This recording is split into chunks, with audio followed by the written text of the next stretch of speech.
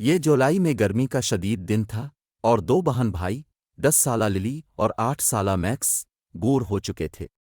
वो सारी सुबह अटारी में खेलते रहे, लेकिन उनके ख्यालों में कमी आने लगी थी। लिली ने कहा, मैं बूढ़ हो गया हूं, यहां करने को कुछ नहीं। मैक्स ने कहा, मैं भी, काश कुछ दिलचस्प होता।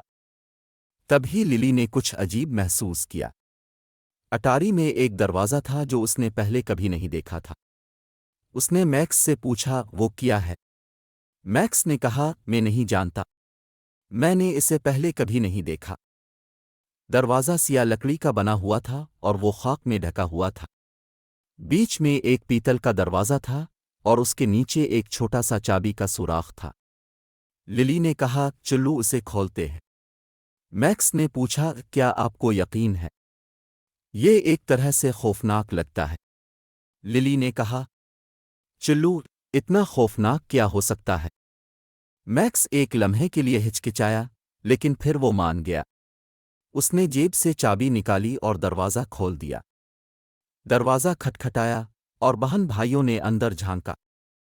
कमरे में अंधेरा होने की वजह से वो पहले तो कुछ नहीं देख सके, लेकिन फिर लिली ने लाइट ऑन की और वो हैरत से हाँप गए। कमरा अजीब और गरीब चीज़ों से भरा हुआ था। वहाँ बातें करने वाले जानवर, जादुई मखलूक और यहाँ तक कि एक उड़ता हुआ कालीन भी था। ये हैरत अंगेज़ है, लिली ने कहा। मैक्स ने कहा, ये एक ख्वाब से बाहर की चीज़ की तरह है। बहन भाई कमरे में दाखिल हुए और दरवाज़ा उनके पीछे बंद हो गया। वो अब एक जादुई दुनिया में थे। उन्होंने अगले चंद घंटे कमरे की तलाश में गुजारे। वो एक बात करने वाले खरगोश, एक उड़ने वाले ड्रैगन और एक अक्लमंद बूढ़े अलुव से मिले। उन्होंने पहेलियां हल कीं, खेल खेले और बहुत सी मुहिम जोई की। लेकिन आखिरकार उन्हें एहसास हुआ कि उन्हें घर वापसी का रास्ता तलाश करना है। उन्होंने अक्लमंद बूढ़े अलुव से मदद मांगी और उसने उन्हें एक नक्शा दिया। नक्शे ने उन्हें दरवाजे तक का रास्ता दिखाया जो उन्हें उनकी अपनी दुनिया में वापस ले जाएगा। उन्होंने नक्शे की पैरवी की और जल्द ही उन्हें दरवाज़ा मिल गया।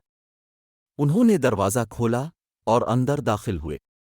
वो अटारी में वापस आ गए थे और सब कुछ वैसा ही था जैसा पहले था। ये हैरत अंगेज़ था, लिली ने कहा।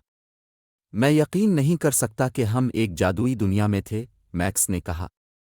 बहन भाई जादू की दुनिया में अपने एडवेंचर को कभी नहीं भूले।